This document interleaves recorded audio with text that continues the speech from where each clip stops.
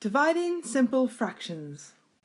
Dividing fractions is similar to multiplying fractions, you just have one extra step to do first. So what we have to do is we need to change the division sign to multiplication, and then once we've done that, we flip this fraction on the right upside down. Sometimes I like to think of this as a football substitution. As the division comes off the field to the right, it knocks the 3/7 upside down. Now once we've changed the division sign to multiplication sign and flipped the fraction on the right upside down, we can now multiply the numerators together and then the denominators. So 1 times 7 is 7 and 3 times 3 is 9. So my answer is 7/9.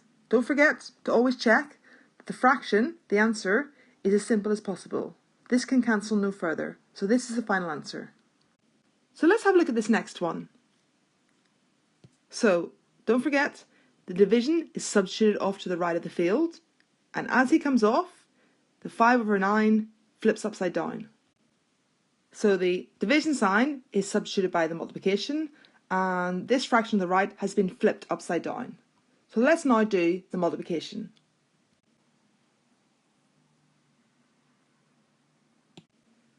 Okay, so now we're going to multiply the numerators together and the denominators. So 1 times 9 and 3 times 5. So that gives me an answer of 9/15.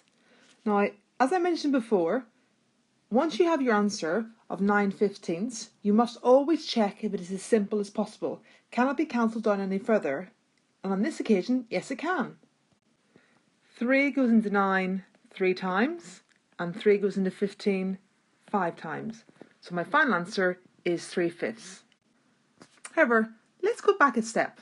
Let's go back to 1/3 times by 9/5. If you can remember back to an earlier clip on multiplying fractions, there was a simple step that we did first before we multiplied the numerators and the denominators. So what we need to do is to see if one of the numerators, either the 1 or the 9, can cancel with one of the denominators, 3 or the 5. Now as you can see, yes, the 3 and the 9 can cancel down. So let's do that first. So 3 into 3 goes once, 3 into 9 goes 3 times.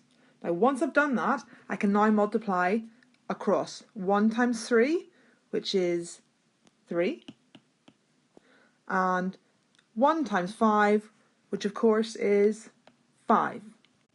Now as you can see with this method, by cancelling down at the beginning here, it saves me the trouble of doing it at the end. So the answer is 3/5, which is the same answer as I got with the other method.